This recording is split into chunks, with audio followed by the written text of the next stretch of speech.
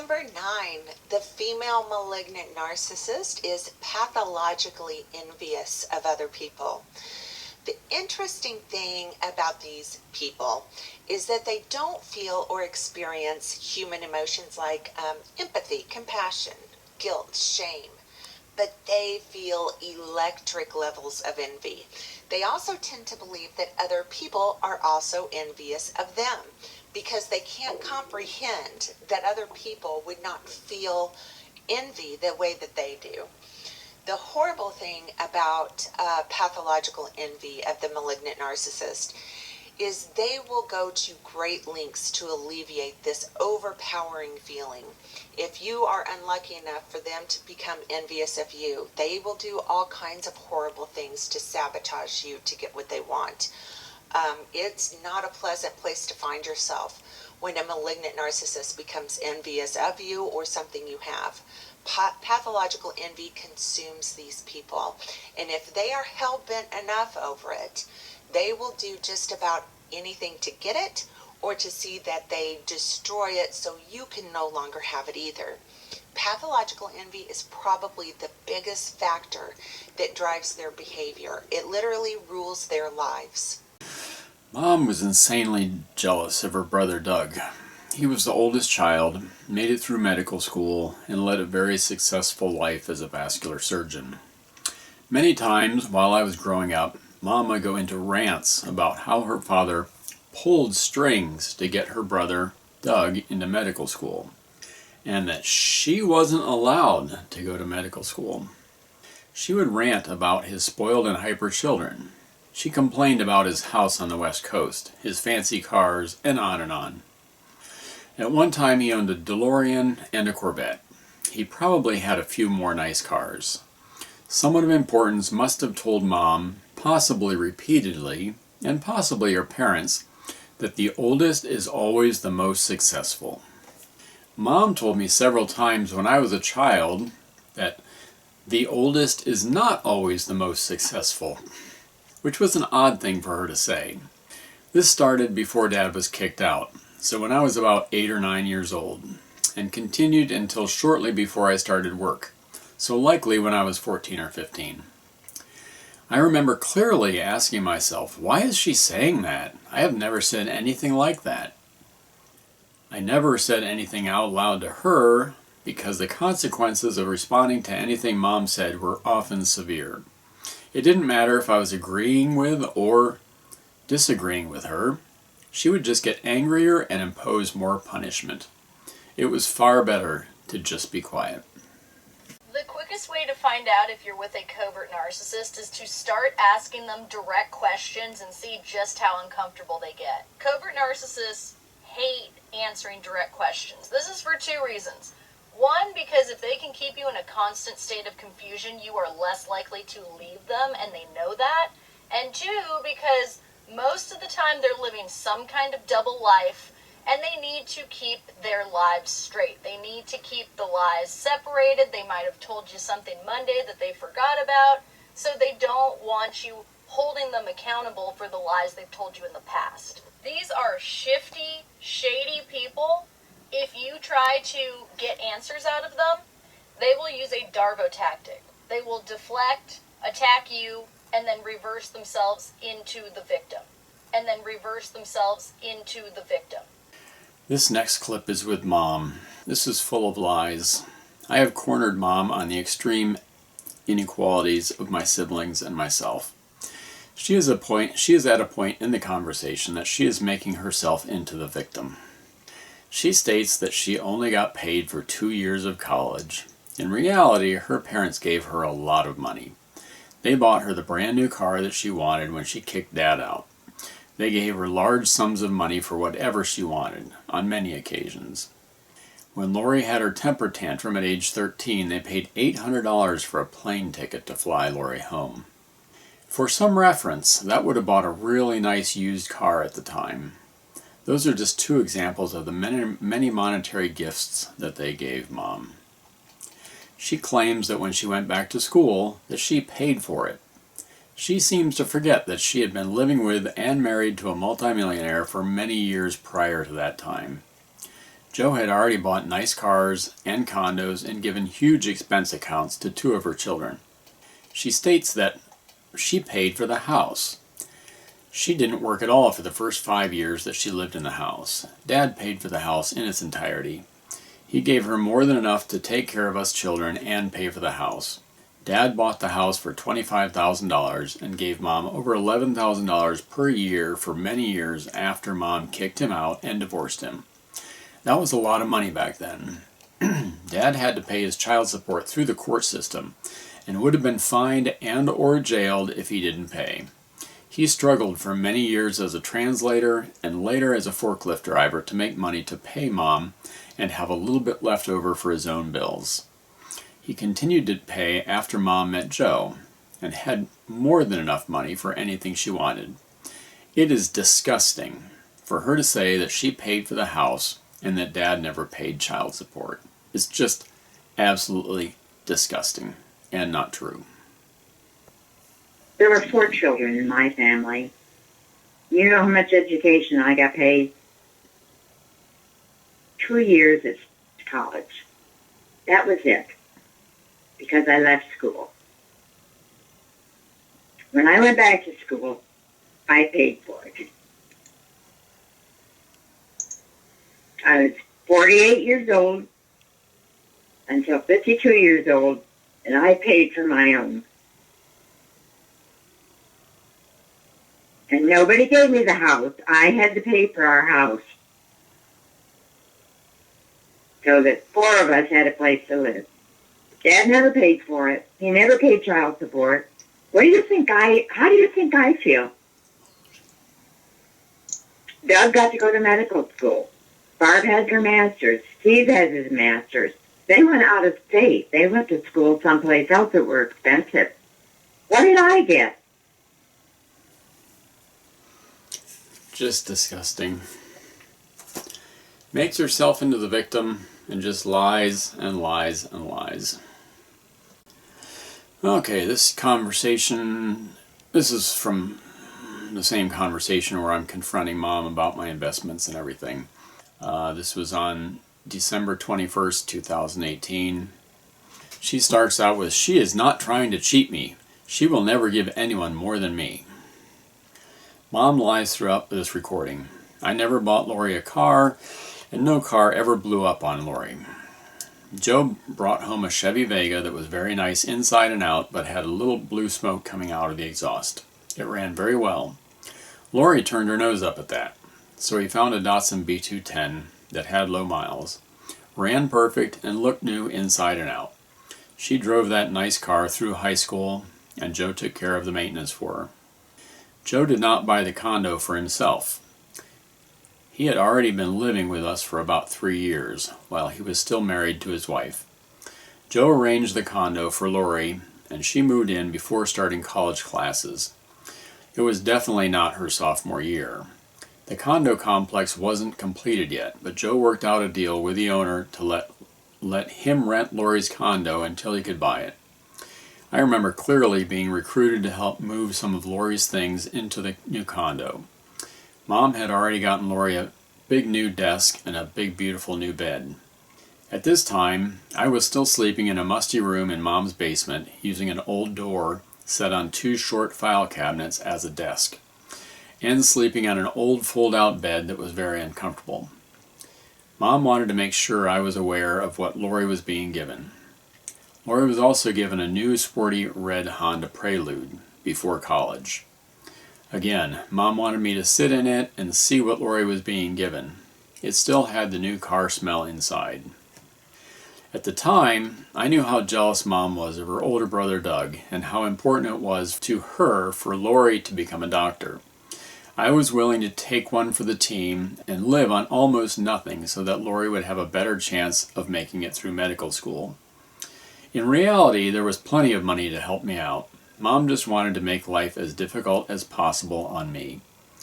Mom says I was living somewhere else. That was not true. I lived in her basement during my first 2 years of college.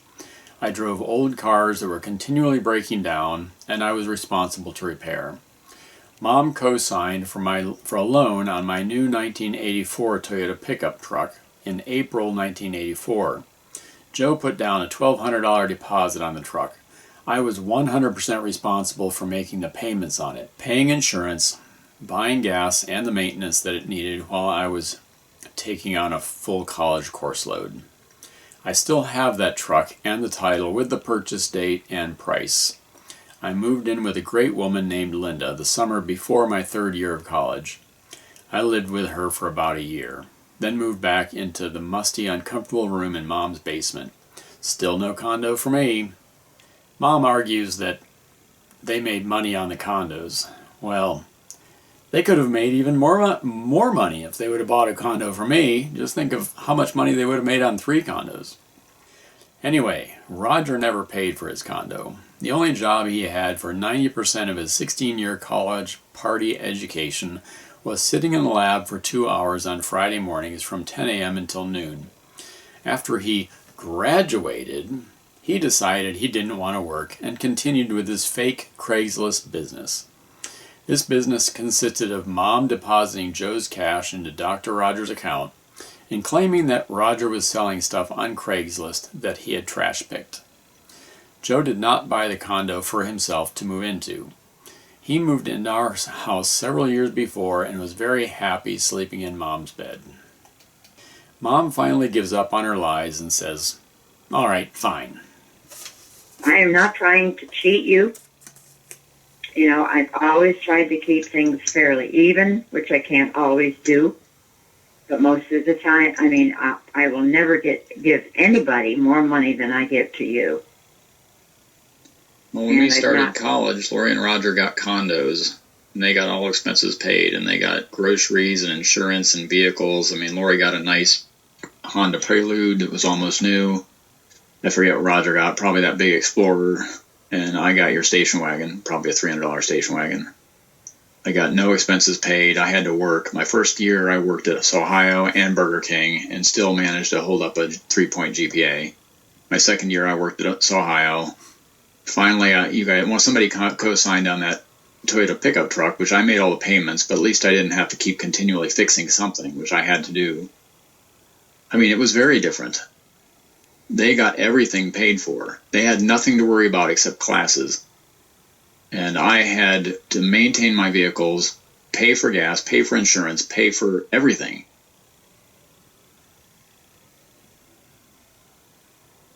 Well, you were living with somebody else. I didn't know that you needed a place to live. I wasn't at the time I started college. You probably were here at home. I didn't meet her until 2000 or until 1984. Oh, where were you living? Were you living here? Yeah. Yeah, well, Lori lived here for a while. I believe the condo Roger lived here for a while, too, before. We bought the condo originally, I think it was about $22,000 because Joe was going to move into that when he was getting divorced, but he rented a place for a year. So we bought that, and she did go in there maybe, I don't know what year, sophomore year, and we did buy it. But when she was done, it put her through undergrad and medical school, and when she was done, we sold that, I think, for about $36,000. So we made money on that. And the same with Rogers. We bought that for $56,000.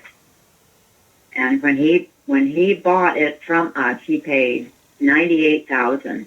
So we made a lot of money on it. He took out a mortgage on it, and he paid on that for years. That was those buildings that were nothing that they ever owned. We owned them, and we made money on them. Now, the fact you didn't get someplace, all I remember, if you weren't living here, in our house, and you were living with somebody else.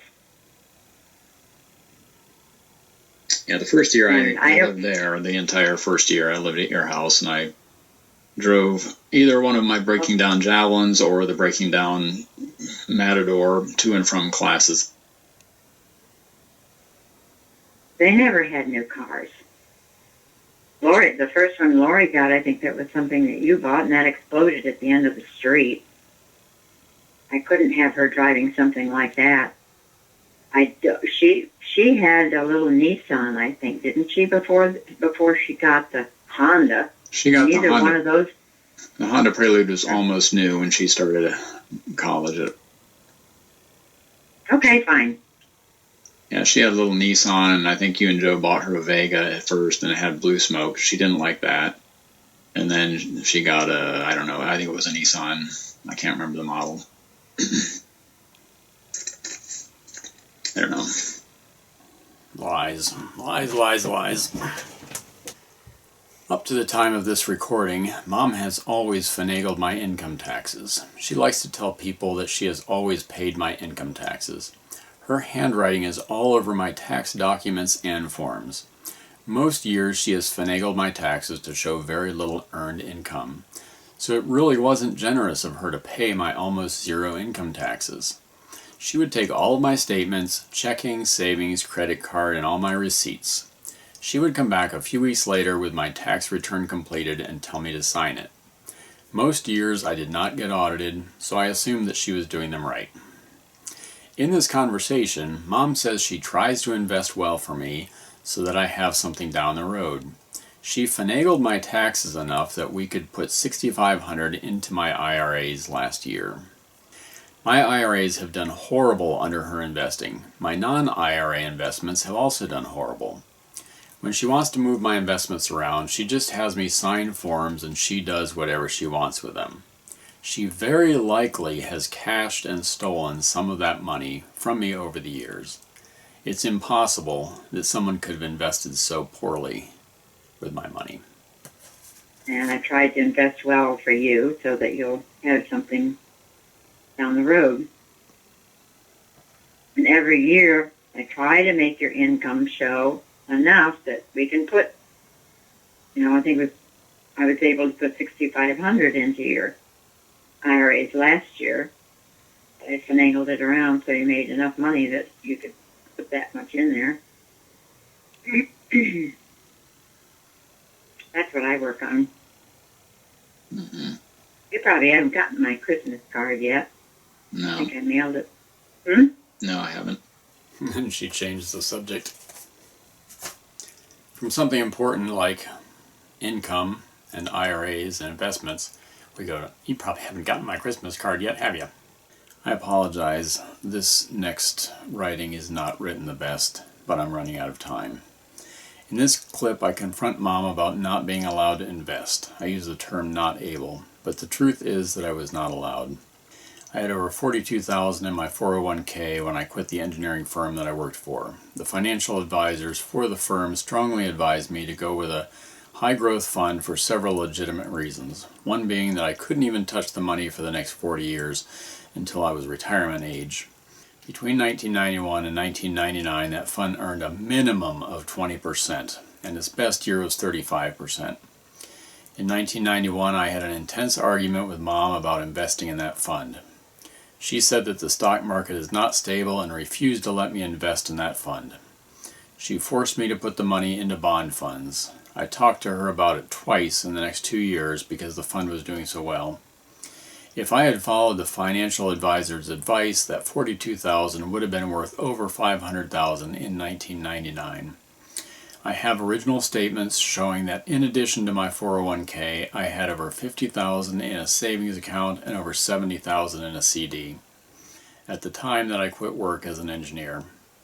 If I had been allowed to invest, I would have been worth many millions of dollars at the time of Dad's death.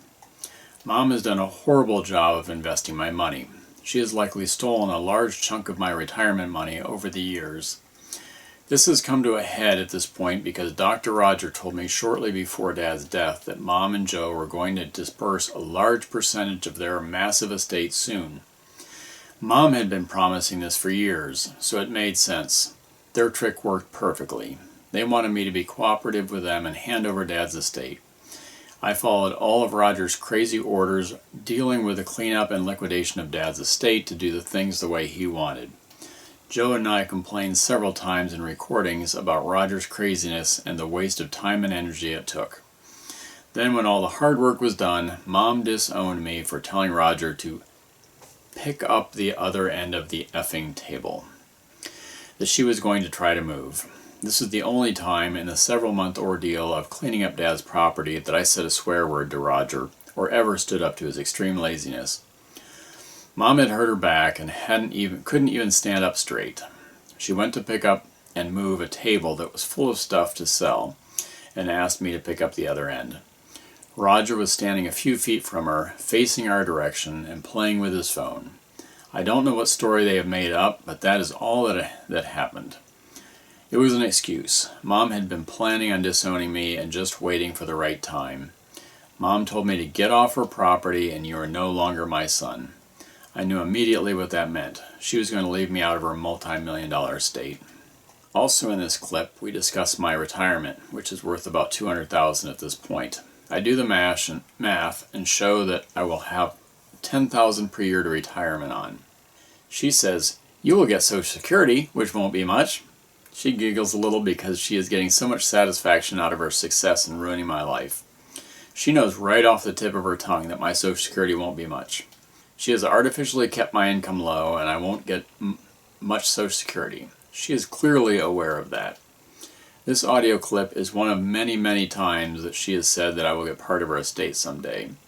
She then says that she can't tell me what she has, like she has no idea whatsoever. Although, right off the tip of her tongue, she knows that I won't get much Social Security. She told me in a previous conversation, when she was somewhat bragging or perhaps being very narcissistic, that if she earned 1% more interest on her investments, that it would be $100,000 per year.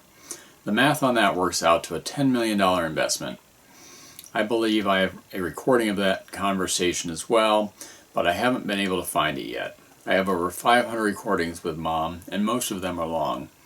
So trying to find a 1-minute clip in 500 hours of recordings is going to be like trying to find a needle in a haystack. Back to the audio clip. After saying, "There's no way," she says, "Maybe hers and Joe's together." Changing her story and backpedaling as always. She fumbles along and then she then says that there is no way they even have $10 million between them. Absolutely untrue. She says she doesn't spend much, which is completely untrue. She has always wasted and thrown money around. We need to keep in mind that Joe brings in enough money to buy a house every week. The salary that he takes home and gives to Mom is massive. Their house was paid off before they even bought it, and everything they have is paid for. They pay a few utilities like everyone else. No mortgage, no car payments, nothing. I've worked hard. I've made as much after engineering as I did as an engineer, DJing many nights per week. I'm strapped into my rentals. I should be able to retire at this point. I feel like the rug has been pulled out from underneath me. She talks some nonsense about Dad's estate. Something about I got $150,000 and the other little amount doled out between the three of us. Neither one of those statements is accurate, but that is probably their story. Dr. Lori and Dr. Roger each got over $70,000 from Dad's estate. They stole a tremendous amount as well and sold Dad's house off for a fraction of what it was worth. She goes on about Joe has quite a lot of IRAs, but if she dies first, it will all go to John. There is no way that Mom is only worth $2 million, not after the many years that she has been married to Joe at $5+ million per year. This is after Mom disowned me. She continues that she is going to divide her estate evenly between us 3 children, as she always has. She has always thrown Joe's money around, like the hundreds of thousands of dollars she has given Lori and Jim, and the $500,000 that they lost on the camp. She told me she had over $700,000 in it, and they sold it for about $200,000. Joe has different numbers. He thinks that they have $500,000 in it, and they're going to get $250,000 in it. So he states that in another conversation. But Mom likely has not told Joe about all the money she's paid her worthless brother to supervise the project. So realistically, she probably did have close to $700,000 in that, and ultimately I think they sold it for about $200,000. She used to throw away money at auctions every week for years. The auctioneers nicknamed her Big Rocks because she used to just bid stuff way too high if she wanted it. I'm sure that is the tip of the iceberg on her wasting of money. Where it is. I would like to use that money to make more money, is what I would like to do. I mean, I am young. I don't heat my house. I don't have internet. I don't buy much in the way of groceries. I hardly ever go out to eat. I should have a lot of money now. I should be able to travel. I've always earned money. After I quit, I was making as much as I did DJing. I was out every night of the week, teaching somewhere, DJing, doing wedding receptions. I was making, I ended up putting a bunch of it away in cash because I was not able to invest it. And I don't know. I mean, unfortunately, I should be able to do what I want now, but I can't. I'm strapped into these rentals. I don't have enough money to retire on. And it's just, I feel like the rug's been pulled out from underneath me. So part of this is your retirement. You've got almost $200,000 in retirement. It's close to $200,000 that you have in IRAs. That is your retirement. So let's say if I live, what am I now, 54? Let's say I live 20 more years till I'm 74. 200,000, that's going to give me, over 20 years, that's going to give me, what, $10,000 a year to live on? You'll get Social Security, which won't be much. No, that's about $500. Don't forget, honey, that I am going to die before you do, and you will get a pretty good inheritance from me. I mean, you got pretty good inheritance from Dad, the $150,000, and the other that, was metered out just 3 of you. I don't think that was a whole lot. But when I die, my estate is going to be divided between the 3 of you. And I don't know, I can't tell you what I have right now. I'd like to have $3 million, so I could give each one of you $1 million. But I don't think I'm quite there yet. Well, you told me last year you had over $10 million. I did? You told me that your investor said that for every 1% more that you made, it would be $100,000 a year. And that comes out to $10 million. There's no way. You don't make it that bad. If you have $10 million and you make 1%, that's $100,000. Oh, I don't have $10 million, honey. I've got about 2. You told me right that now I have about 2. Every percent more that you make, you would make. Oh, maybe that was mine and Joe's together. Maybe that was mine and Joe's together when he was talking. Yeah, because he asked who our investment person was, and I said it was mine, and he said something about 1%. If we would normally, if we had an investment person, we would have to pay about 1% of our gains, and maybe that's what he was saying. But even at that, it would never be. There's no way we've got $10 million between us even. And Joe's got quite a lot.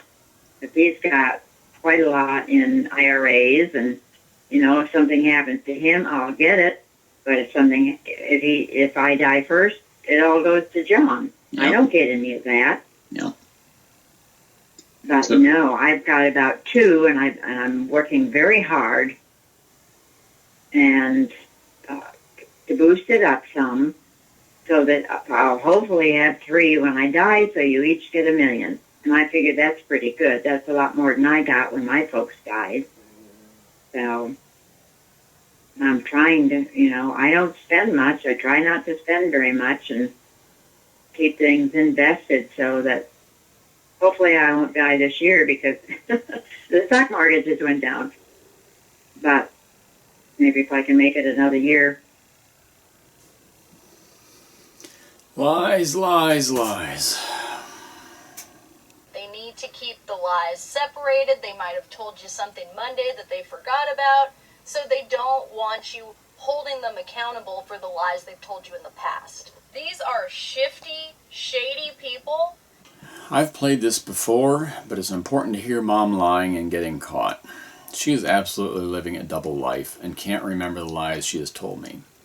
Joe is bringing home $3 million to her per year. They have no house or car payments. She's unquestionably giving a lot of money to her youngest son, playboy and predator Dr. Roger, who never had a full-time job.